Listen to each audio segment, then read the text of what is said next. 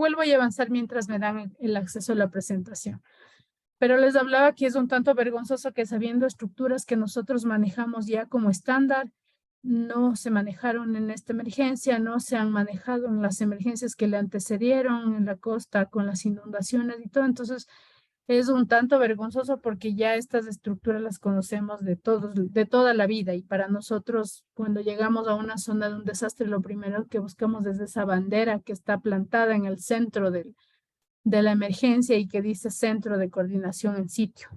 Entonces, acá no se vio y bueno, ahí es donde desata toda esta necesidad de que nosotros eh, tengamos que sumarnos a los esfuerzos de coordinación y conocer estas estructuras. Para empezar, pues había preparado una pequeña frase que la considero importante y que creo que parte de nuestro trabajo, de ustedes también como actores que seguramente brindarán ayuda a nivel internacional, es que la mayor religión, no hay mayor religión que la asistencia humanitaria, que es lo que hacemos nosotros, ¿no? Y trabajar sobre todo por un bien común, ese es el credo para nosotros.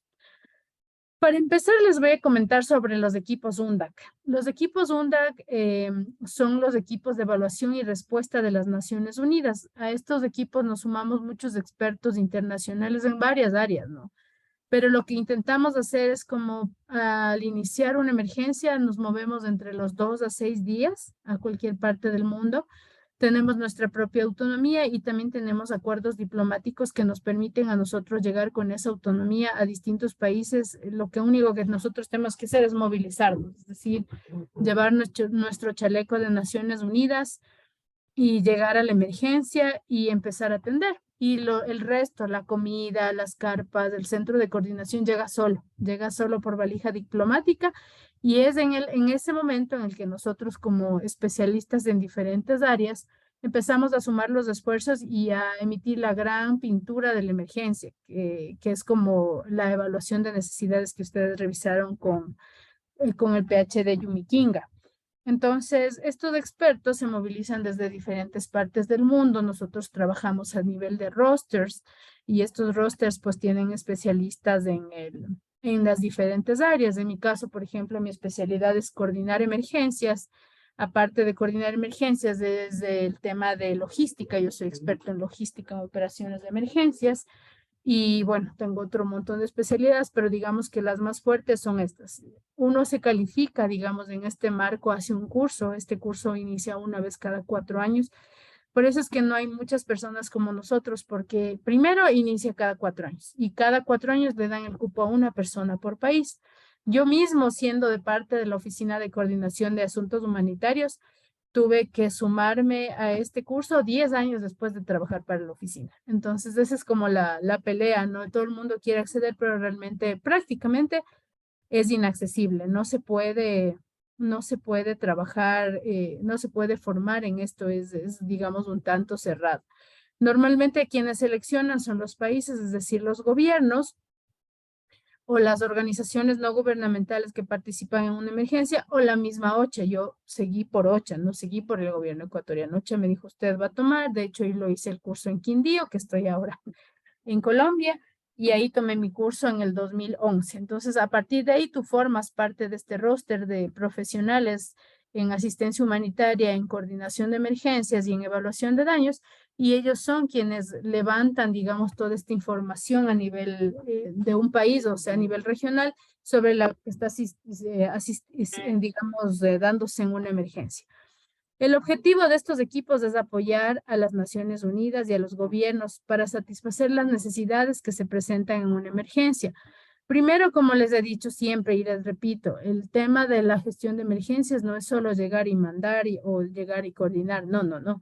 Lo primero es la gestión de información. Después, con esa gestión, nosotros podemos coordinar y coordinando podemos movilizar recursos. Entonces, por eso es que se hace hincapié que estos equipos hacen énfasis en la gestión de la información. Aquí hablo una palabra que dice fidedigna, es decir, lo más acercada posible a la realidad. Esto en situaciones de crisis o desastres en cualquier lugar, sea nacional o internacional, para poder gestionar los medios y los recursos internacionales, ¿no? Este grupo está amparado por la resolución 46-182, que ustedes también vieron, que es la que le da la potestad a las Naciones Unidas de apoyar a los gobiernos en la gestión de las emergencias y también le da esa responsabilidad.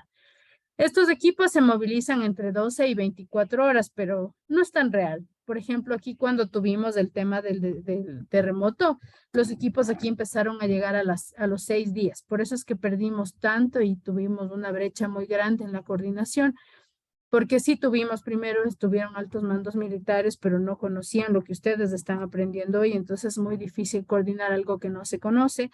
Luego le pasaron la posta a un bombero que tampoco se siguió en la capacidad, aunque él sí debía conocer porque esto ellos aprenden en su formación. Entonces tampoco sintió y luego ya tuvimos que llegar nosotros mismos para hacernos cargo del RCD que van a ver o más adelante, que es otra estructura que normalmente se aposta en los puertos y aeropuertos. El UNDAG o sea, no es, digamos, parte directa de una agencia de Estado de las Naciones Unidas, sino más bien es de una subdivisión de la Oficina de Coordinación de Asuntos Humanitarios que se encarga de la respuesta en emergencia y pertenece a OCHA, que es la Oficina de Coordinación de Asuntos Humanitarios, que tiene como sede Ginebra. Es decir, nosotros pertenecemos directamente a esa sede y es desde allí donde se da la orden de cuáles profesionales se movilizarán para las distintas emergencias. Obviamente igual hay otras especialidades o sub que son como atender huracanes, atender incendios y bueno, es un poco, ese perfil se analiza para poder movilizar a cada una de estas personas. El equipo UNDAG fue creado en el 93. Tiene expertos de más de 250 países nacionales en situaciones de emergencia, procedentes de 80 países. También incluye personal de OCHA y otras organizaciones no gubernamentales que son parte del sistema de las Naciones Unidas para la respuesta. En este momento tiene 3 grandes como puntos focales. El uno está en África, uno está en Europa, el otro está en África y el otro es en Medio Oriente, ¿sí? Y luego se abrió una división que por ahora pertenece a Europa porque Ginebra está allí, que es la de las Américas. En casos de emergencias internacionales o de gran envergadura, son estos los miembros los que asisten para poder coordinar las emergencias. Lo mismo pasa con el ámbito regional o nacional si los equipos se constituyen por miembros del mismo país. En este caso, si hay, digamos, el tema Cotopaxi, que podría ser una emergencia de gran magnitud, como hay una precalificación y ya se dispone de los listados de la situación, el gobierno puede decir, estas personas van a coordinar la emergencia, es decir, también queda dentro de sus manos el tema de cómo gestionar la emergencia con estos expertos. Los recursos UNDAG, el primer recurso más importante es el personal. Son administradores de situaciones de emergencia, son personas muy experimentadas en el mundo entero, tienen mucha facilidad de trabajar con gobiernos, con altas autoridades, con misiones internacionales, con diplomáticos, porque esos son los espacios en los que nosotros exponemos nuestro trabajo. Están capacitados para llevar a cabo su valor en cualquier contexto hostil, es decir, si no tenemos comida, no importa, porque nosotros estamos preparados para eso. Pero como les mencionaba, luego llega todas estas valijas para que nosotros armemos desde la misma oficina de cero, porque muchas de las veces en una catástrofe no queda ninguna estructura sólida o firme que nos proteja. Entonces se monta una carpa que dice OSOC y ese es el centro de coordinación y dentro de ese centro de coordinación están los equipos UNDAC trabajando. Sí, luego tenemos la metodología. La metodología la metodología está preestablecida para tener digamos, un estándar de trabajo a nivel internacional. Nosotros tenemos una guía que es como una Biblia, que es la guía UNDAC, la cual yo traduje al español. Tenemos estándares de gestión de información. Si ustedes recuerdan, les había hablado de una ficha 3W, quién hace qué y cuándo y dónde, o 5W, que ya vendría a ser esta ficha que les menciono.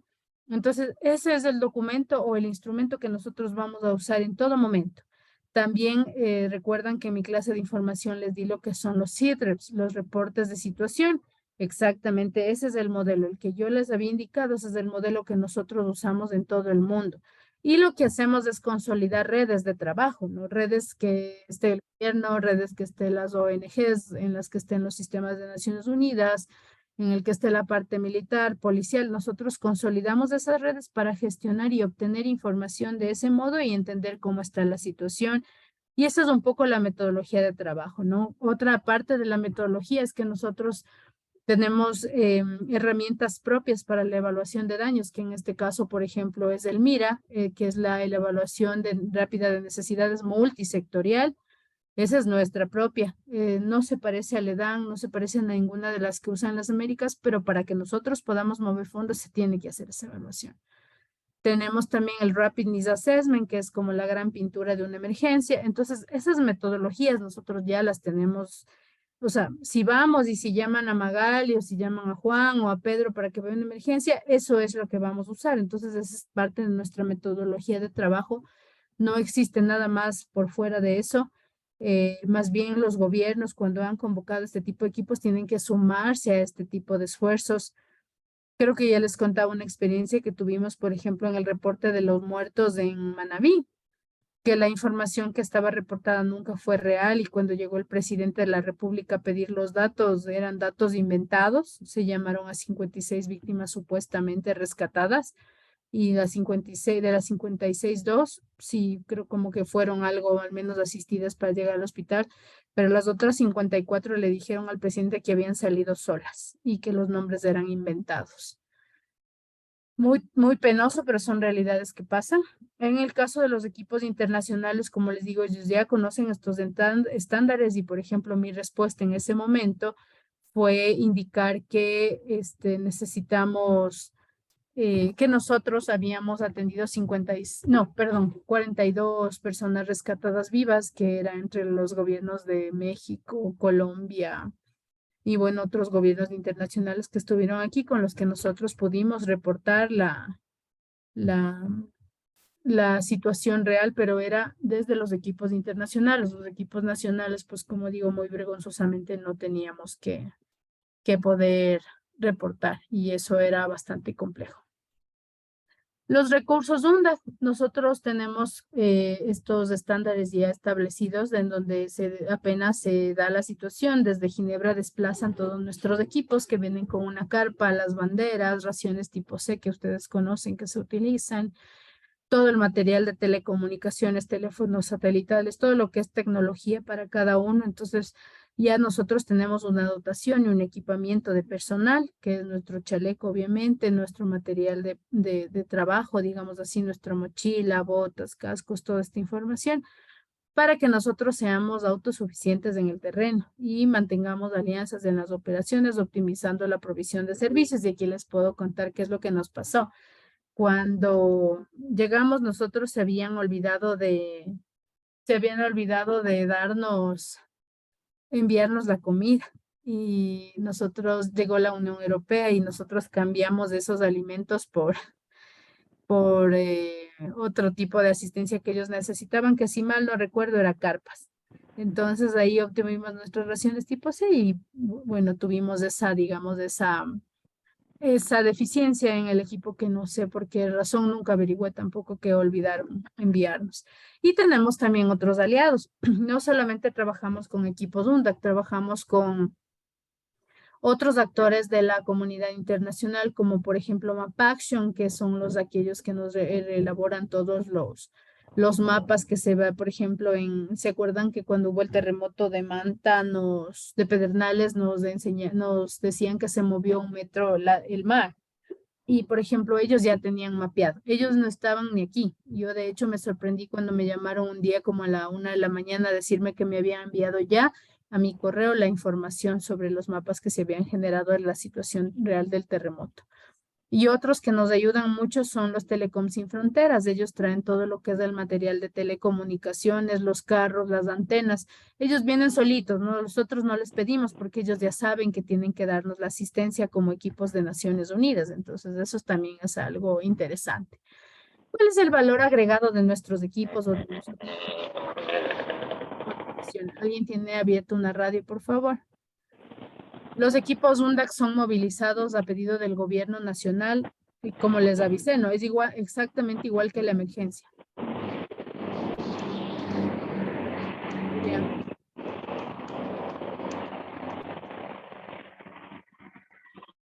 Creo que ahí está, ya lo pude silenciar. Entonces, sí les comenté cómo era el tema de la emergencia y del ingreso de las Naciones Unidas, que hay agencias que ya están aquí, pero para que exista una presencia, digamos, integral de las Naciones Unidas, se requiere que sea a pedido del gobierno, y si no hay un pedido del gobierno, pues lo puede pedir el jefe de la ONU, que en este caso es de esta persona. El coordinador residente aquí en Ecuador es la señora Elena Sabel. Entonces ella puede pedir su bunda independientemente que el gobierno no le interese, no quiera, por la parte política no le guste o se sienta aludido por nuestra presencia, entonces ella sí lo puede hacer. Se ponen a disposición del gobierno o del sistema de Naciones Unidas, dependiendo del mecanismo que se haga en cada país. Tienen una capacidad adicional para coordinar la cooperación internacional. O sea, nosotros llamamos a todos y todos ellos ya saben que ese es un mecanismo con el que vamos nosotros a empezar a trabajar y acuden con facilidad, se juntan a nuestra estructura y luego se convierten en estos clusters que habíamos visto también en mi clase. Entonces, es un equipo muy profesional de personas muy experimentadas que han estado en todos los desastres del mundo, por no decirles qué pena y que nosotros no tenemos a una colega que queríamos que también les dé clases. Ella es la UNDAC más antigua, creo que de la historia, y ella es ecuatoriana. Ella trabajaba para la UNICEF, pero ahora fue convocada para la emergencia de Siria, porque ella tiene especialidad en trabajar con niños y como ustedes entienden, los más afectados en esta guerra de Siria es porque hay muchos niños huérfanos o muchos niños en calle. Entonces a ella le convocaron para esa emergencia con esa especificidad. Y nosotros queríamos que ella fuera su profesora, pero lamentablemente por esta situación y como ven el tema de conectividad, se hace más complejo. Se pueden reforzar equipos UNDA con expertos en esferas más especializadas. Una de las que yo aprendí, por ejemplo, en el terremoto de Pedernales es con el tema de ambiente, el tema de manejo de cadáveres, la elaboración de mapas, la coordinación civil y militar, que por ejemplo nosotros ya entramos en ese rango, administración o talento humano, manejo de talento humano y otros. Estos son específicos porque depende de la magnitud, ¿no? En una emergencia grande se mueve mucha gente, nosotros también estamos en riesgo. De hecho, yo ahora estoy dictando un curso de seguridad para la cooperación alemana porque se sienten ya un poco aludidos con todos estos temas de alarma de seguridad. Y claro, ellos quieren proteger a su personal. Lo mismo puede pasar en una emergencia, más en una guerra o en una crisis o en un conflicto interno. En caso de terremotos, UNDAC puede establecer este centro de coordinación. Recuerden muy claramente que se llama OSOC por sus palabras en inglés, desde el Centro de Coordinación en Sitio. Y la otra estructura que se arma sí o sí en una emergencia o un desastre que tenga que ver con terremotos o deslizamientos es el RCD, que es el Centro de Coordinación, de Centro de Recepción y Salida de Cosas. Este RCD lo que hace es como ser una gran aduana a recibir todo lo que los países empiezan a enviar, los equipos de rescate que llegan al país. Aquí se registra su trabajo y actúan como enlace de la autoridad nacional e internacional con todas estas donaciones para facilitar la coordinación y a la vez son una plataforma. Hasta 2018 éramos 285, tuvimos 285 misiones en 100 países. La mayoría ha sido movilizada por OCHA para desastres naturales, desastres ambientales y situaciones de emergencia complejas, ¿no? Esa sería respecto a UNDAC. ¿Alguien ha escuchado sobre los equipos UNDAC? ¿Algo? ¿Tiene alguna pregunta respecto al rol que tienen estos equipos? No, yo no he escuchado nada. Magali, buenas noches. Una consulta. Una vez que esta unidad arriba al país en caso de desastres, ¿bajo quién se subordina o cómo? No nos ¿Quién anda? subordinamos, nosotros llegamos para coordinar. Todos los demás se subordinan a nosotros. Nosotros llegamos a coordinar. Si nos presentamos con el Estado, pues, si el Estado nos convocó, pero si el Estado no nos convocó, nosotros ya manejamos nuestra propia estructura de coordinación desde el sistema de Naciones Unidas y llamamos a todos nuestros organismos humanitarios a trabajar. Ya, y en el caso de que el Estado les convoca, una Ahí vez más que todavía, llegan, llegamos a coordinar directamente. Llegamos a coordinar, nos sentamos, plantamos la bandera de los SOC, la bandera del RCD y empezamos a coordinar. ¿Qué es lo que pasó en el terremoto de Pedernales? Estábamos nosotros en el aeropuerto de Manta. Gracias. Nosotros llegamos, somos expertos en coordinar, o sea, es para eso nos forman toda la vida, para coordinar, para comandar operaciones, para ordenar las cosas, para eso. Esa es la experticia de estas personas, en su mayoría. Y si no nos llama, pues como les digo, la ONU nos llama y nosotros nos reunimos en la ONU, porque eso está ya dado y firmado por los gobiernos, por 188 gobiernos. Me parece que está firmada la resolución 46182. Entonces, estamos reconocidos en todos los lugares. Y ese es el centro de coordinación. Y entonces ya viene la estructura física, justo lo que pregunta el coronel, ¿no? Llegamos al terreno y en terreno se planta una carpita y en esa carpita, alrededor de esa carpita están todos los equipos de respuesta, que es, por ejemplo, algo que me llamó mucho la atención cuando llegué a esta emergencia de la UCI, que yo esperé ver primero la bandera del centro de coordinación, segundo, todos los cuerpos de bomberos que se han movido del país concentrados en un lugar, pero no. Cada uno estaba en donde más podía llegar, en las iglesias evangélicas, en las iglesias cristianas, en las plazas, en los mercados. Es una cosa terrible. Y todo el mundo sabe que tiene que hacer esto, porque esto es el centro. O sea, nosotros como coordinación estamos en el centro de todo el boomerang de la emergencia. Porque así nos identifican más fácil, porque nosotros generamos el espacio para las reuniones, para el intercambio de información, así sea en el clima más hostil, les digo, o sea, si no hay una estructura física, eso es lo de menos. Nos sentamos en la calle y coordinamos. Eso nosotros ya sabemos. Por eso se acuerdan que les hablaba del sistema pared. El sistema pared es que usted no confíe para nada en esa tecnología, que es lo primerito que se va a caer. Es lo primerito que se va a caer. Entonces nosotros llevamos papelotes, llevamos POSIT, llevamos teléfonos satelitales y hacemos el sistema pared. Todo está pegando en la pared con datos y con actualizaciones diarias hasta que la tecnología venga, hasta que llegue la antena de Movistar, hasta que vengan los carros de telecomunicaciones. Para nosotros eso no es un impedimento de trabajo. Entonces nosotros empezamos a coordinar con este OSOC que les digo. Yo tengo todos los equipos OSOC en mi casa. El Centro de Coordinación de Operaciones en el sitio es una herramienta de respuesta rápida para proporcionar una plataforma para coordinación de actividades de respuesta internacional en un periodo inmediato superior. Es decir, por ejemplo, es lo que yo siempre criticaba y en las lecciones aprendidas del terremoto de Pedernales decía, o sea, llegamos muy tarde.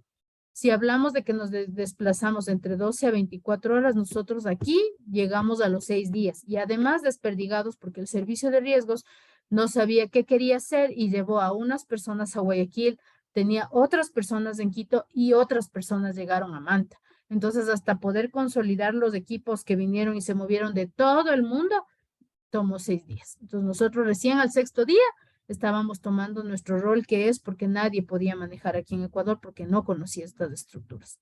Entonces, la idea es eso, responder rápidamente a una crisis compleja.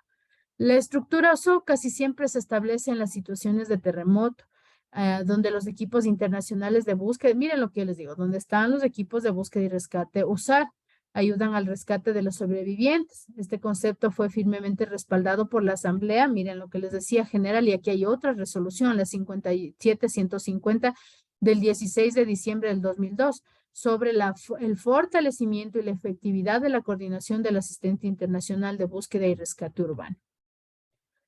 Las catástrofes, las características de un OSOG, este es el equipo OSOG que estuvimos en Pedernales, las características nos permiten que el concepto sea utilizado para otras organizaciones también, es decir, no necesariamente se tiene que activar digamos, un OSOG como tal con el nombre, porque no puede que no llegue a ser una emergencia internacional, digamos así, pero se puede llamar centro de coordinación en sitio, y eso es. Entonces ahí están incluidas todas las organizaciones internacionales con la presencia en el país, las regionales y las gubernamentales para la respuesta. Pueden integrarse su totalidad a las estructuras de gestión de emergencia nacionales que estén a cargo, es lo que usted preguntaba, coronel. Si estamos de acuerdo, nosotros nos juntamos al COE. Es decir, el COE es como el símil de los SOC.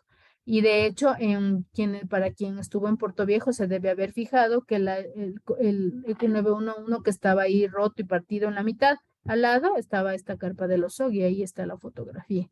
Entonces nos sumamos, nosotros nos supeditamos o nos coordinamos con las otras instituciones, porque todo depende de la fortaleza que tenga el país en realidad, coronel.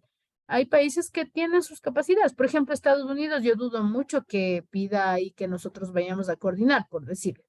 Pero si vamos a un Nicaragua, un Guatemala, mismo Ecuador, o sea, esa es la estructura que va a manejar la emergencia, porque no hay la capacidad. Entonces, ellos mismos nos piden solitos, sin que nosotros ya nos movemos sin que nos llamen, pero sí, también nos piden mucho los gobiernos. La guía OSOC, existe una guía que ustedes tienen, por favor les invito a leer y sobre eso les voy a poner el trabajo final, así que les invito a que lean todos los instrumentos que están en la biblioteca, porque para hacer la simulación van a requerir muchos de ellos. Entonces, en este caso, en el OSOC hay una guía que está dirigida para los gobiernos, para que puedan ser implementadas a través de la Autoridad Nacional o Local de la Gestión de Riesgos. En el caso, cuando escuchen el lema, es la autoridad máxima del manejo de la protección civil o de la defensa civil o de la gestión de riesgos o de la respuesta en un país. Entonces, aquí ya es la Secretaría Nacional de Gestión de Riesgo, por eso les puse los dos, que son las organizaciones o equipos de respuesta que establecerán y administrarán el OSOC. ¿Sí? Los equipos UNDAC son organizaciones o equipos que trabajan dentro del OSOC. Aquí, como les digo, por ejemplo, no, aquí en esta fotografía todos son UNDAC, pero nosotros allí teníamos MapAction y teníamos Telecom Sin Fronteras. Ellos estaban desde Francia, llegaron con todos sus equipos, ¿no? Para trabajar con nosotros y trabajaban dentro del OSOC. Es decir, ellos a nosotros nos facilitan la vida administrativamente, nos ponen el internet, nos ponen las computadoras, nos facilitan la vida en el caso de Telecom. Y MapAction lo que hace es generar los mapas para nosotros ir presentando los escenarios o las situaciones actualizadas de cómo está la emergencia. Aquí también se convoca a los líderes de los clústeres, sea global, sea regional o sea nacional. Aquí se reportan a nosotros todos los equipos de búsqueda y rescate urbano. Ellos tienen que llenar unas fichas que eso se presenta en las guías INSARAG que van a ver más adelante. Ahí existen fichas en las que cada equipo cuando va a llegar, por decirle, yo llego con el equipo de Colombia, ahí pone, llega Juan, Pepito, María, Pedro, tienen tantos años, son especialistas en esto, en esto, en esto. Nuestro equipo trae mototrozadoras, amoladoras, martillos de impacto, neumáticos, bueno, todo lo que trae, si es un equipo de rescate, sea un equipo de rescate liviano, pesado o mediano.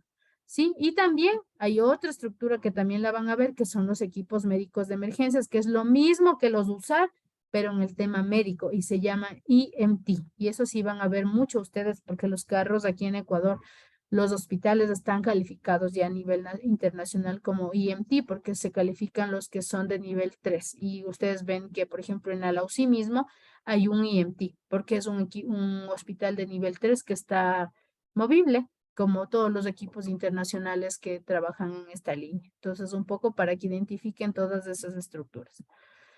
Ahora vamos a hablar sobre el RCD. El RCD es este que les comenté yo. Bueno, ¿tienen alguna pregunta sobre el OSOC primero? Si es que hay alguna consulta. ¿No? ¿No tenemos consultas? ¿Alguien ha visto el OSOC en alguna parte del mundo? ¿Alguien que ha salido de misión? Siempre está la banderita, ¿no? Siempre está esta banderita azul. Pero en el caso del OSOC dice OSOC. Esta es el RDC. INSARAG ha creado INSARAG es, digamos, como la normativa y lineamientos de coordinación de emergencias, principalmente de los equipos de búsqueda y rescate en estructuras colapsadas. Entonces, uno de esos insumos que se ha creado como parte de estas guías, las cuales también tienen disponibles pero son muy técnicas, ¿no? Realmente las guías tienen mucha utilidad para cuerpos de bomberos, cuerpos de rescate, de búsqueda. Ellos se tienen que supeditar porque, como les mencionaba, desde el registro de llegada hasta el registro de las víctimas, hasta el desmontaje de toda la operación, tiene que ser reportado a este centro de coordinación. Entonces, aquí claramente se habla de que las siglas en inglés es el centro de llegada y recepción, ¿no? Y salida en español. Cuando ocurre una catástrofe se establece como un punto de control y esta es la primera bandera. Así como Cristóbal Colón llegó a América, así. Esta es la primera bandera que se planta después de un terremoto y es allí donde llegan todos los equipos a reportarse, es allí donde llegan todas las ayudas y se comienzan a distribuir afuera, ¿no? Se encarga de la coordinación entre equipos de ayuda internacional, junto con las autoridades en este caso, de la Secretaría de Gestión de Riesgos, para facilitar los trámites aduaneros, por ejemplo. Muchas de las veces, y con experiencia propia les menciono que la verdad es que ni mismas Naciones Unidas siguió digamos, en orden cómo debía llegar acá a Ecuador la ayuda cuando tuvimos el terremoto, y realmente era tanto vergonzoso que llegaban los aviones sin haber coordinado su llegada, llegaban aviones más grandes que las mismas pistas que tenemos, se peleaban por la ayuda que venía adentro, que son normalmente estas, nosotros decimos tarpaulins, pero son las carpas de esas lonas con las que se pueden hacer las viviendas progresivas. Entonces era realmente desastroso, uno figuraba más que el otro y es triste porque realmente la gente viene a ayudar, pero hay todo eso de por medio e inclusive los mismos trámites aduaneros. Entonces lo que hacíamos, como siempre, coordinación civil y militar, llamar al personal militar para que nos puedan ayudar a bajar todos esos grandes aviones que llegaron, descargar y ver cómo se distribuía posterior. Y la idea con esto es que mediante este centro de RCD pues tengamos un acceso adecuado, idóneo y efectivo a la ayuda internacional. ¿Sí? Características de un RCD. Miren, ahí están las cajitas que les digo, esas cajitas azules son las que vienen a nosotros por valija diplomática. De hecho, de ese debería ser el primer ingreso a través de un RCD. El RCD está inicialmente compuesto por personal del equipo UNDAC, que es lo que les dije, nosotros de sexto día ya, como vimos que Ecuador no podía con eso, ya nos hicimos cargo nosotros. Y de hecho hicimos 3 hubs, tuvimos uno en Manta, uno en Pedernales y uno en Puerto Viejo. Teníamos 3 centros de coordinación para poder intentar triangular toda la ayuda que llegaba por aire, mar y tierra, aunque no hayamos pedido, llegaba por aire, mar y tierra. Entonces, el primer equipo internacional USAR también se reporta ahí para que llegue a este punto de acceso. Puede ser colocado en un paso fronterizo, en puerto o en aeropuerto del país, ¿no? La primera tarea es instalar ese RCD, que les digo es la gran bandera en donde las Naciones Unidas planta su coordinación, y ese es digamos, el hito más importante en una emergencia, en donde pone los puntos sobre las IES y le muestra al mundo que las cosas se tienen que hacer ordenadas, no que cada quien llegue por su lado, haga su ayuda y nada. Ahí es donde se distribuyen los cuadrantes, allí es donde se distribuyen estos grandes aviones de ayuda hacia dónde se va a movilizar. La idea sería que esto sea un lugar visible, que es lo que les cuento, que yo pensaba que cuando llegaba la emergencia iba a estar. Normalmente la carpita está en el centro del centro de coordinación. Entonces allí todos le ven. El color es inconfundible, el United Nations igual, así que lo van a ubicar. Por eso les preguntaba si en sus misiones ustedes han visto ese centro de coordinación, porque ese centro de coordinación tiene que ser implementado en todo lugar. Es fácilmente accesible, con espacio suficiente para el personal para crear inicialmente, digamos, la primera estructura de respuesta, es decir, todos los cuerpos de bomberos o todas las fuerzas de rescate a su alrededor, pero también con futuras ampliaciones, o sea, porque esto va creciendo. Yo les mencionaba, la emergencia es como un cuento, va evolucionando. No es que ya porque llegaron los primeros 10 bomberos ya y se acabó, no. Van y vienen, y entonces eso siempre va a ir creciendo. El RCD sirve también como primer punto de coordinación entre los equipos de ayuda internacionales y las autoridades locales del EMA, que en este caso son el Servicio Nacional, la Secretaría de Riesgos. Sus principales responsabilidades son facilitar los procedimientos de inmigración de estas personas, es decir, que cumplan con todos los requisitos para ingresar en el país. También las facilidades de aduana, cuando traen estos canes, cuando traen maquinaria pesada, o sea, nosotros tenemos que darles a ellos las facilidades de trabajo, ¿no? Las facilidades de actuación en el terreno. Si las personas entran, a mí me daba, por ejemplo, en Haití, cuando fue el terremoto el primer día, se cayó el aeropuerto, o sea, dejó de funcionar y una parte del aeropuerto se cayó. Y claro, yo llevé mi pasaporte para sellar el ingreso, y el ingreso era la firma de cualquier señor que sabe quién habrá sido, y era una rúbrica.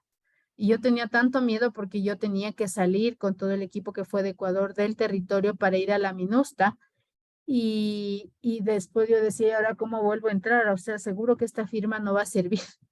porque no tenían ningún sello, ningún nada. Entonces me daba mucho miedo, pero gracias a Dios el Señor hasta yo regresar después de 5 horas ahí en la MINUSTA pidiendo ayuda con los camiones para descargar mis aviones. eh, Estaba el mismo señor y entré con facilidad, pero si no, lamentablemente ya me hubiera quedado como ciudadana haitiana por ahí, porque no tenía nada que me diga que yo entré formalmente al país.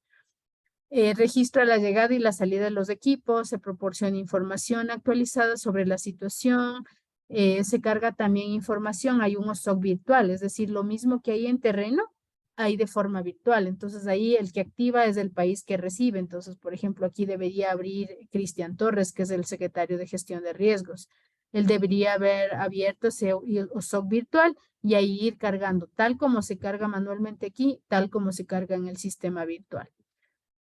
Se van actualizando periódicamente esta información. A través de esto también nos permite brindar aporte logístico para los equipos que no son autosuficientes, porque déjenme decirles que del 100%, el 10 tal vez puede ser autosuficiente de forma total y el resto no. Entonces hay que coordinar el centro de la alimentación, las baterías sanitarias, el contingente médico. Hay que hacer muchas adecuaciones para poder gestionar una efectiva coordinación y que los equipos no se enfermen, que no se vayan a intoxicar con la comida y bueno, todo lo que realmente facilite el trabajo.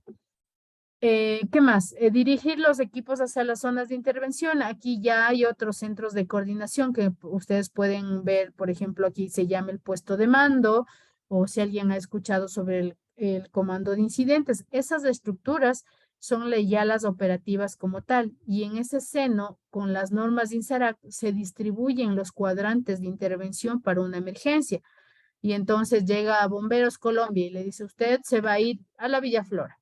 Llega Bomberos México, usted se va a ir a San Roque. Llega Bomberos Siria, por decirle, usted se va a ir a Machachi. Entonces ahí se distribuye y ellos ya saben que en esa zona tienen que marcar, hacer el marcaje desde que entran a esa zona, explicando que son ellos los que están con esta pintura aerosol, marcan y dicen aquí está el Cuerpo de Bomberos de Colombia. Entonces la gente ya sabe que esas son las personas que están trabajando en la búsqueda en esos sitios. Esto pueden verificar en las guías de INSARAC que precisamente son las que marcan esta pauta y esta normativa, ¿no? Se reporta también a todo el centro de coordinación información sobre los equipos que están en tránsito, porque también hay equipos, porque hay emergencias que son multipaís. Entonces va a haber momentos en que pasen en tránsito por donde nosotros y por decir van a Perú, o lo mismo puede pasar con Colombia. Entonces hay que saber ese reporte y de qué equipos estamos hablando que estarían en tránsito. El RCD sirve como primer punto de coordinación, como ya les había dicho. Se repitió ya. El RCD en los primeros momentos todavía no se han establecido un OSOC, es decir, primerito tenemos un RCD, que es lo que yo les mencionaba. En el terremoto aquí se hizo cargo primero un alto funcionario de las Fuerzas Armadas, pero realmente no conocía sobre el trabajo. Entonces se le entregó un bombero, no conocía o no se sentía en la capacidad porque él sí renunció, o sea, dejó su cargo y ahí quedó. Entonces ahí nosotros tuvimos que asumir ese rol como Naciones Unidas y lo único que tenían que hacer es pues brindar el elemento primordial que es facilitar la coordinación en el terreno. Deben estar preparadas y deben facilitar los siguientes servicios, ¿no? Facilitar actividades operacionales de los equipos de respuesta y ayuda humanitaria. Dirigir los recursos no específicos de usar hacia el contacto local más adecuado, porque no todos son equipos de usar o no todas las emergencias requieren de equipos de usar. Por ejemplo, en esta emergencia que acabamos de vivir en Alausí, ahí no hacen nada los equipos de usar. Los cuerpos de bomberos no hacen nada. Tal vez ayudar a sacar la víctima de que estaba lista para que vaya para la morgue, pero más de eso no. ¿Por qué? Porque no es una estructura colapsada. Los equipos de USAR trabajan en estructuras colapsadas, es decir, edificios caídos, casas caídas, abriendo los espacios vitales para recuperación y rescate de las víctimas. Como en Alausí no hay nada y todo desapareció, entonces ahí ellos no tienen un rol. Entonces los equipos de USAR se han dedicado a abrir diques, a a ver la montaña que ya mismo se va a venir de nuevo, o sea, otras tareas que no son bomberos y tenemos 200 bomberos diarios. Entonces, hay otros recursos que se suman a esto, que pueden ser los recursos SAR, porque depende del nivel de la emergencia, pueden ser misma la coordinación civil y militar, pueden ser solo efectivos militares, pueden ser Telecom Sin Fronteras, es que cada emergencia es un mundo, entonces hay que administrar todos los recursos, no solamente los usar, es lo que nos está diciendo aquí. Seguir y gestionar los recursos entrantes, que eso ya en cambio es otra partecita, son las donaciones. Miren dónde recae la responsabilidad. Entonces, el poder gestionar estas donaciones, estos recursos entrantes, facilita mucho el saber que tenemos. Nosotros manejamos un sistema que se llama sistema SUMA. No sé si les habló la Maggie ayer del SUMA, antes de la última clase. El SUMA es un inventario que nosotros ingresamos con unidades de campo en cada computador de las instituciones que están trabajando en la emergencia y se interconectan entre sí y eso nos permite saber cuál es el inventario existente. Y entonces para eso se refiere esto, ¿no? Tener una efectiva administración de los recursos, es decir, instalar este sistema que está diseñado precisamente para trabajar en emergencias y crisis. No hay que inventar nada y en función de eso dar seguimiento a los recursos que llegan a una emergencia y distribuirlos de manera más eficiente. A medida que la coordinación de los SOC, y aquí le pone lema porque sería lo ideal, digamos así, lo ideal, lo mejor que podría pasar es que tengamos un OSOC y que la Secretaría de Gestión de Riesgos funcione a la par. Entonces, eso permitiría coordinar todos los esfuerzos de manera efectiva, en su momento llegar a la mayor cantidad de personas posibles y coordinar efectivamente. Ese es como el sueño hacia el que nosotros caminamos, pero normalmente no sucede así. Y la idea es que evitar también o asignar funciones propias al RCD, o sea, por ejemplo, decir la secretaría, por decir, diría, o sea, que yo no tengo capacidad porque somos pocas personas, entonces yo no voy a gestionar el inventario, que se gestione el OSOC. Entonces, en el OSOC ya comienza a instalar muchos técnicos, muchas computadoras y muchas unidades de campo para ingresar la información y saber qué está llegando al país. Ahora vamos a hablar mucho sobre las guías INSARAC. Estas guías INSARAC que ustedes igual tienen los 4 capítulos, son 4 libros. Es la normativa para el manejo de las emergencias en donde interviene la búsqueda y rescate en estructuras colapsadas. Y en estas pues da pautas de esto, de cómo se maneja el RCD, de qué hacen los equipos UNDA, de qué es un OSOC, porque eso es el mecanismo que todos debemos conocer. Lamentablemente aquí en Ecuador conocen, pero se les olvida. Y es así como deberíamos funcionar, ya lo decían las láminas anteriores, es que tenía que armarse un centro de coordinación y los campamentos deberían estar alrededor, la comida para los bomberos o los equipos de rescate, lo mismo las baterías sanitarias, y se ha olvidado todo eso. En esta emergencia al menos se ha olvidado. Entonces la idea es como en estas guías, construir como el primer nivel de capacidad local involucrado, capacitación y desarrollo de los servicios locales en emergencia existentes y rescatistas de la comunidad para llenar las necesidades de la población, porque de cierto modo no venimos a figurar como instituciones, sino lo que queremos hacer es organizar lo que está en un desastre, en una catástrofe. Esa es nuestra tarea real. Para eso estamos.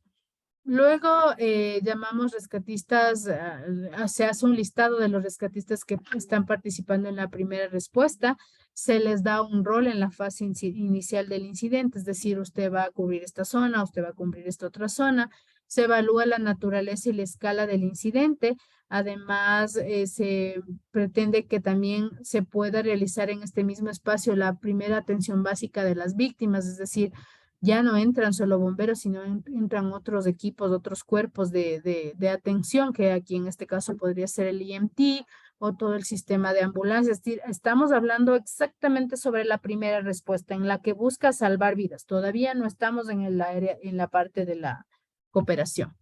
Proporcionamos información a los tomadores de decisiones sobre cómo se encuentra la situación a nivel local y también solicitamos recursos apropiados y requeridos para completar exitosamente las fases de rescate.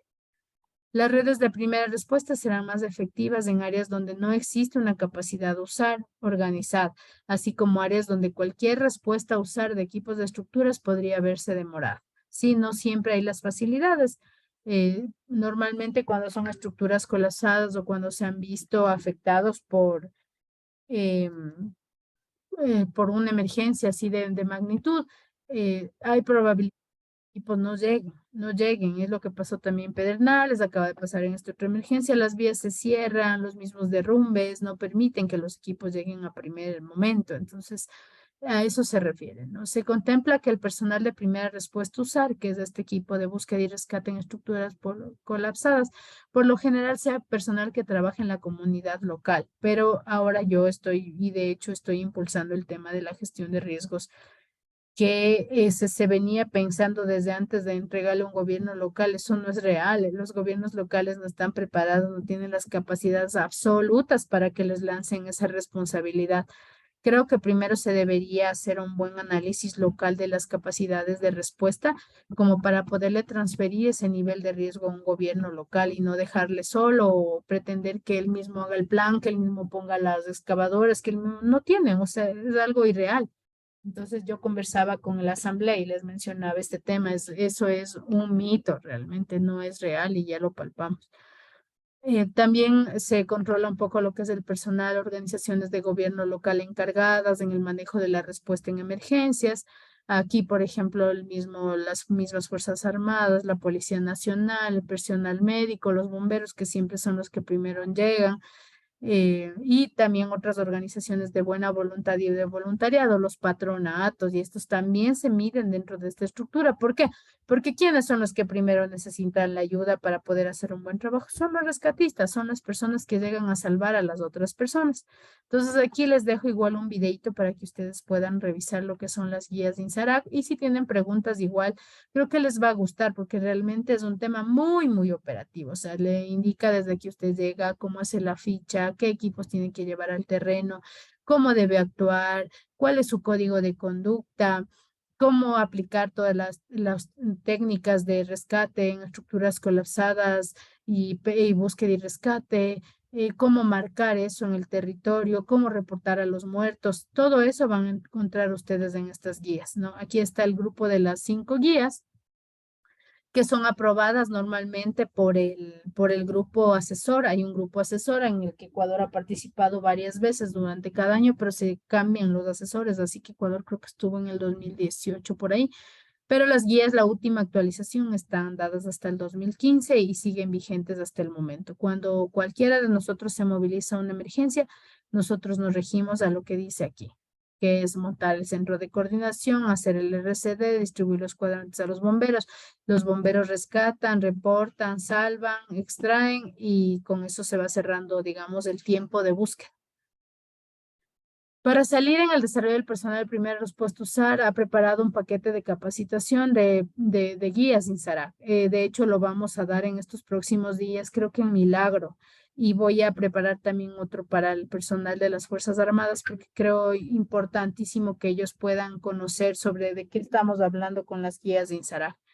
El volumen 1 habla sobre políticas, el volumen 2 sobre preparación y respuesta, el volumen 3 el manual de campo operacional, y los detalles tácticos y técnicos se describen en el manual A, en el B y en el C, ¿no? Sobre el manual de campo. Es decir, a partir del tercer volumen es todo de campo, es toda la técnica, todo el marcaje, donde decir que hay un muerto, donde hay que decir que hay personas vivas, se marca.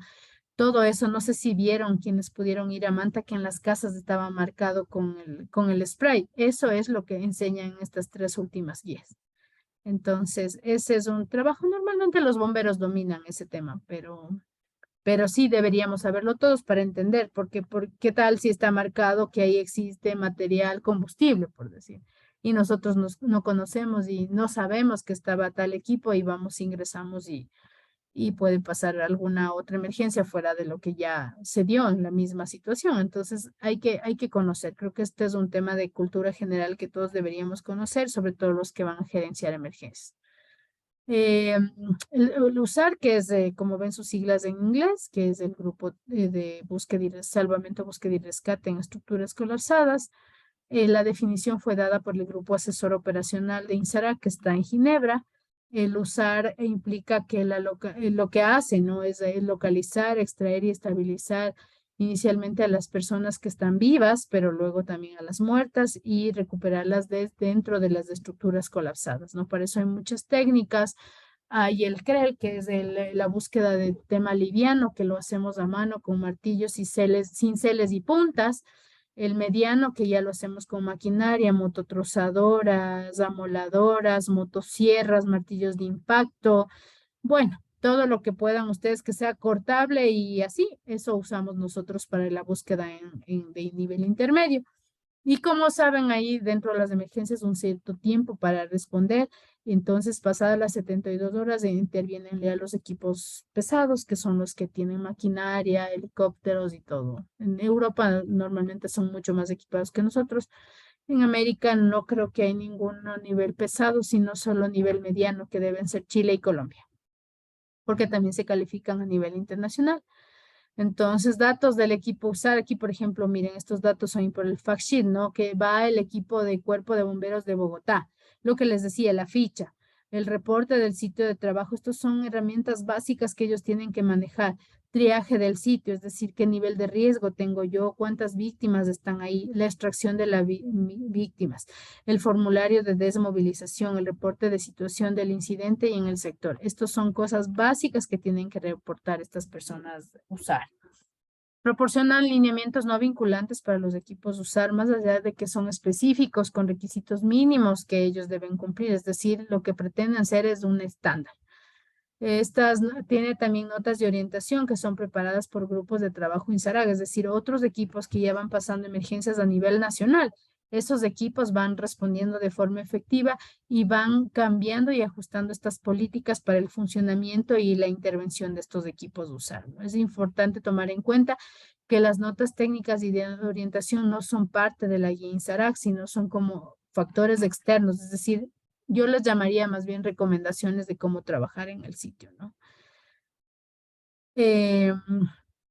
Aquí, bueno, hay todo lo que se maneja, que es las notas de orientación médica, de cómo manejar la extracción de vivos primero, después de muertos, cómo manejar un tema de amputaciones y de desmembramientos, identificar al personal médico usar. La estructura usar es realmente una estructura muy integral.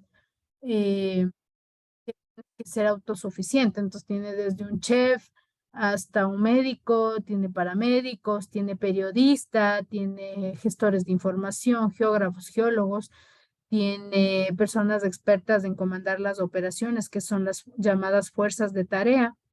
Entonces aquí un poco es lo que está hablando, ¿no? Que hay que identificar, no es solo el personal médico, sino tiene psicólogos, por ejemplo, y obviamente se tienen que hacer informes posmisión sobre cómo fue su actuación en un territorio, sobre la prestación de servicios, la recuperación de fallecidos durante las operaciones USAR, también sobre las donaciones recibidas y los equipos de cuando se desmovilizan, con qué capacidad salen del terreno, porque normalmente se pierden equipos ahí, ¿no? Estamos hablando de zonas hostiles y muchas de las veces no se puede preservar todo el contingente de forma adecuada. También el manejo adecuado del síndrome de aplastamiento de los pacientes y se mantiene un récord de tratamiento de cada uno de los pacientes, es decir, se va haciendo un seguimiento. Por último, tenemos otra estructura que son los EMT, que son los equipos médicos de emergencia, los cuales también califiqué con la OPS porque yo laboré un tiempo para ellos y bueno, empezamos, digamos, este proyecto aquí en Ecuador. Creo que Ecuador es uno de los más. De hecho, ahí está la ministra de ese tiempo en esa foto. En Ginebra es uno de los países más reconocidos porque tiene muy buenos trabajos a nivel nacional e internacional. ¿Cómo lo hace? Pues participa activamente de un grupo regional de equipos médicos de emergencia en las Américas. Mantiene unos procedimientos actualizados sobre la normativa y movilización de estos equipos. Fomenta la clasificación, así como los equipos de usar. No es que ellos se arman de usar y ya son. No, no, no. Ellos tienen que pasar una calificación y se van calificando de abajo hacia arriba, sea como equipos livianos, medianos y pesados. Así también los equipos de médicos, igualito, de primer nivel, de segundo nivel, de tercer nivel. Entonces hay que calificar y una vez calificado, estos equipos pueden actuar de manera internacional. De manera nacional es de otro mecanismo, pero igual deberían ser calificados. Desarrolla un mecanismo regional para el registro de médicos de emergencias nacionales e internacionales. Desarrollan también materiales para el manejo de información, que es el mismo CIDREP, y que aquí la célula se llama SICOM. SICOM es la que convoca a todos los temas que tengan que ver con el área médica para coordinar luego con el USAR dentro de las guías de INSARA y reportar a través de los SOC. También lo que buscan es intercambiar experiencias y buenas prácticas sobre los equipos médicos internacionales y los restos del países de la región. Creo que ahí he podido comentarles un poco de estas estructuras de coordinación que son bastante interesantes, que no están aisladas a nuestra realidad, que siempre estos estándares tienen que ser implementados en una zona de crisis, de emergencia o desastre, porque de todas maneras, aunque al principio todo sea un caos, porque es lo que suele suceder en un desastre, que todo es un caos, nadie sabe quién reporta, nadie sabe quién es el jefe, eso es lo que pasa, por eso se llama desastre. Pero va a llegar un momento en que sí, ya todos nos pongamos de acuerdo, nos sentemos realmente y miremos qué estamos haciendo, cómo estamos gestionando una emergencia. Entonces, en un momento u otro se va a dar esto. Y la idea es que nosotros conozcamos estos mecanismos que van a facilitar nuestro trabajo durante una emergencia o un desastre. Creo que hasta ahí es la clase de hoy. No sé si alguien tiene alguna pregunta, alguna consulta respecto a estos equipos, si alguna vez han visto alguno de ellos en el camino, en el trabajo, en una misión, pero como les digo, este es un estándar internacional. Cuando usted llegue, si no ha ido a una misión, pero le mandan más adelante, usted va a encontrar estas estructuras porque estas son las estructuras que promueven las Naciones Unidas para manejar cualquier tipo de crisis, de emergencia o desastre. Eso es lo que les podría contar, estimados participantes. ¿Alguna pregunta? Sí, ingeniera, buenas noches con todos. Yo quisiera, no sé, hacerle una consulta, porque usted acaba de venir viviendo una realidad que no sé yo, desde mi perspectiva personal, yo le veo que el lineamiento de que después de los 3 días ingrese la maquinaria pesada, para mí, personalmente le digo, no aplicaba para este desastre.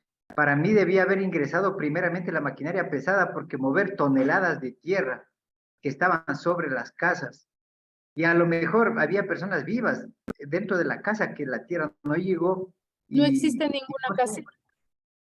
No existe ninguna casa, todo desapareció. pero mover Yo les decía mano, esto. tratar de rescatar a las personas a manos debajo de toneladas de tierra, yo creo que No, tampoco nunca. era. No creo que había ningún sobreviviente, la verdad. Nunca hubo ningún sobreviviente. Creo que salió por ahí un meme que decían que le rescataron, pero eso era mentira, era una emergencia de los huaicos de Perú.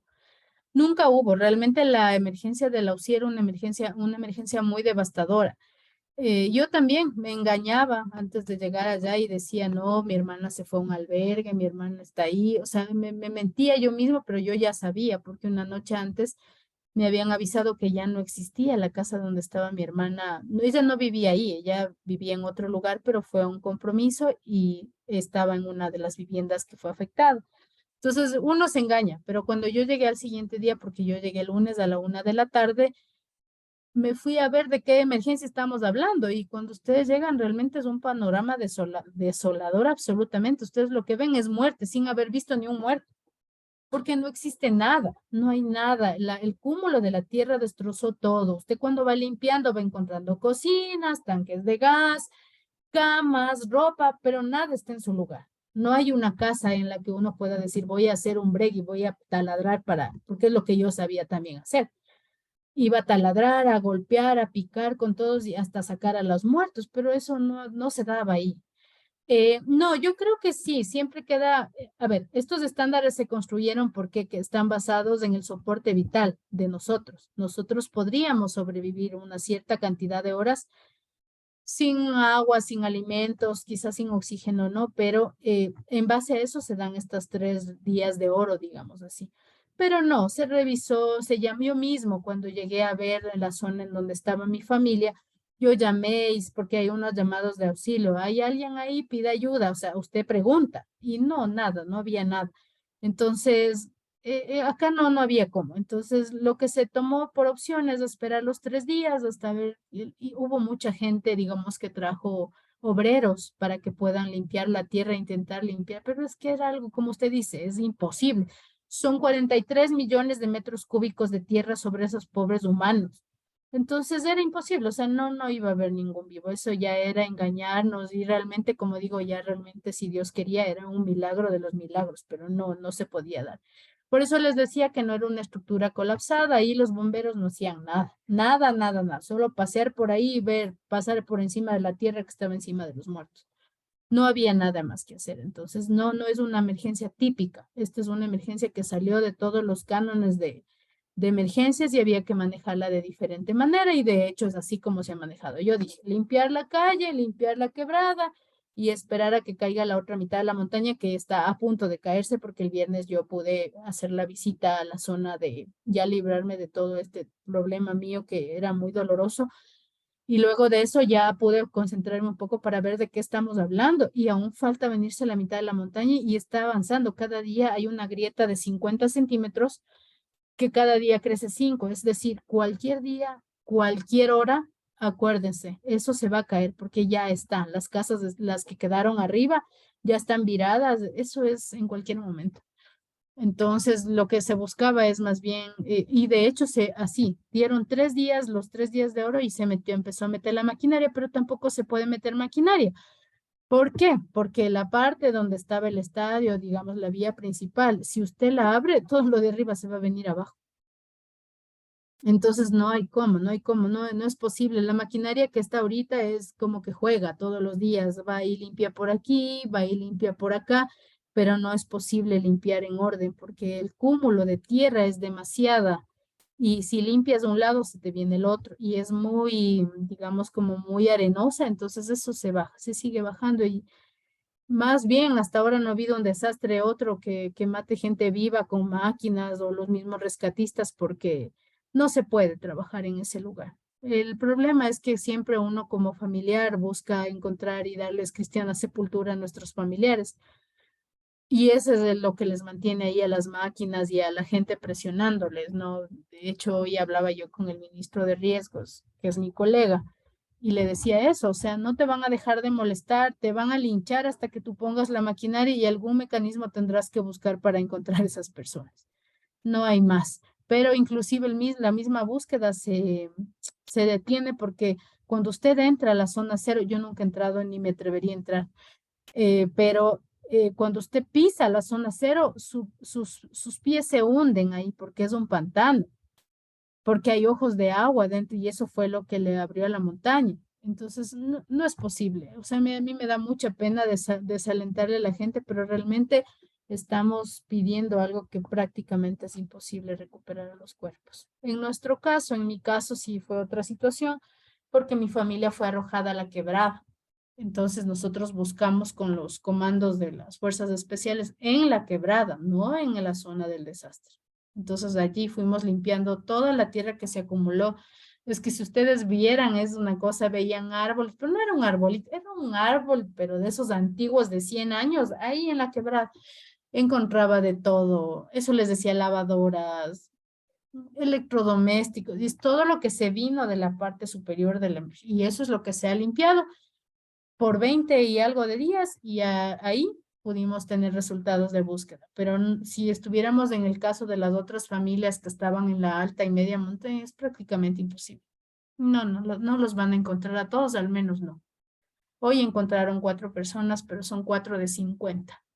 Para llegar a encontrar las 50 tendrían que limpiar esto y esto tomará entre 6 meses y un año por la cantidad de tierra que estamos hablando y que hay que ir estabilizando. No es que uno va nomás y mete la excavadora, eso no se puede hacer porque vibra más el suelo. De hecho, ayer vimos en las cámaras cómo ya se empezó a derrumbar de nuevo arriba y es tan imperceptible que eso digo, es cualquier día, a cualquier hora, eso se va a venir de nuevo. Entonces es una emergencia, como les digo, atípica, ¿no? Ahí no es una estructura colapsada, no había nadie que buscar vivo porque no había nadie vivo, tal vez las primeras horas, pero con el ahogamiento y el tener poco aire y espacio vital, eso era inmediato, o sea, no había manera.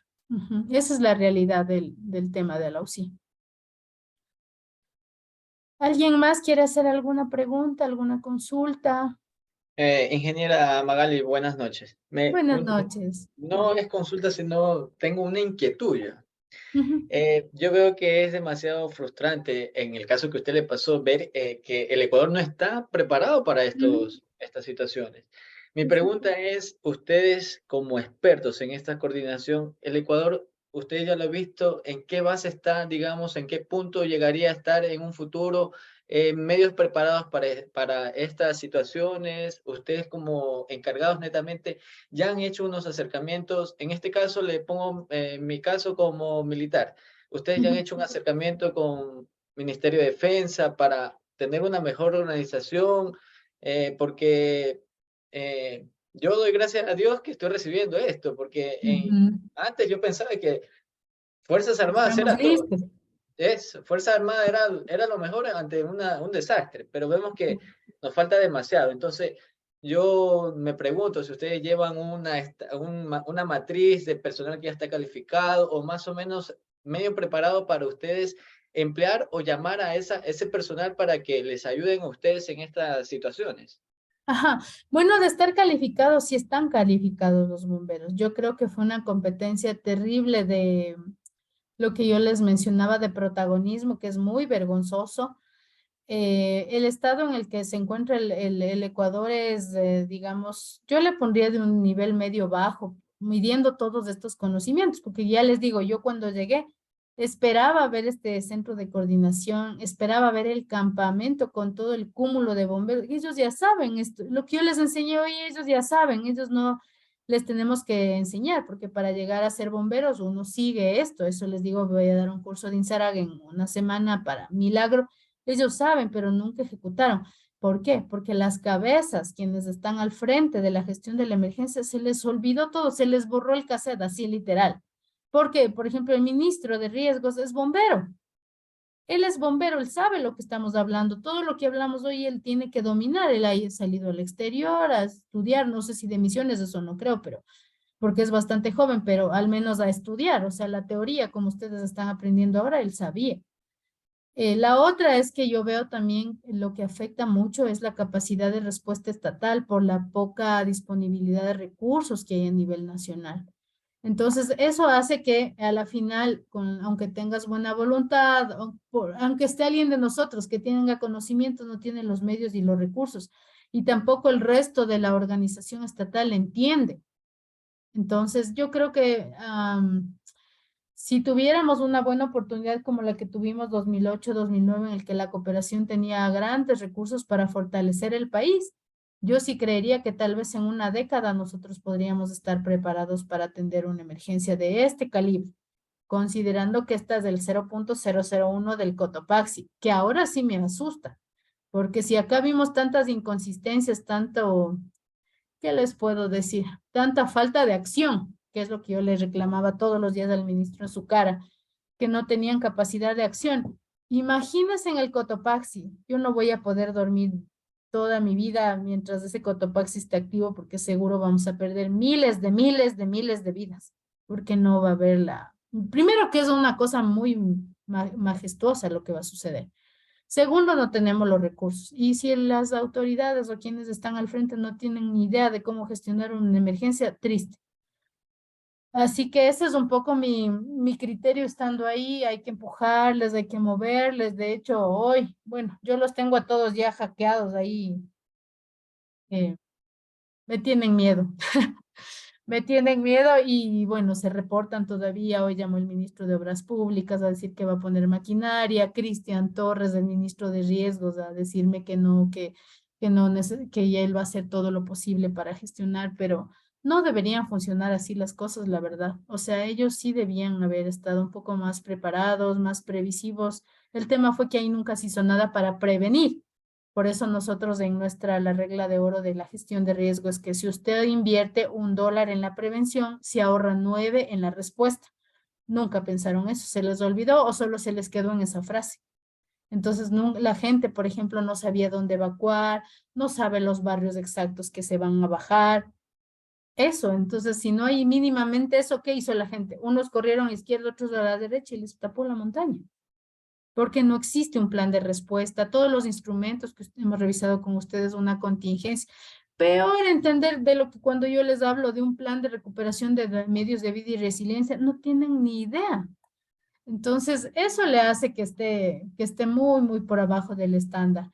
Si hubiera sido mayor o si es un Cotopaxi, seguro va a venir las Naciones Unidas y va a apoyar. Pero claro, nosotros solo somos un ente de apoyo. La responsabilidad recae sobre el gobierno, siempre va a recaer sobre el gobierno. Y no va a haber fondo que pidamos a nivel del mundo que nos alcance para atender la emergencia. Eso que nos queda así como súper claro y ahora se ve en esta pequeña, porque yo estoy segura que es pequeña, son 100 familias, haga cuenta por 5 personas, pero de Cotopaxi estamos hablando de 500,000 de personas, o sea, realmente triste. Habrá que hacer un tema de lecciones aprendidas de lo que vivimos hoy, a ver si es que en algo puede aplacar lo que vendrá con el Cotopaxi. Eso es, Marlo. ¿Alguien más tiene alguna pregunta, alguna consulta, comentario? Y si no, pues terminaríamos la clase de hoy.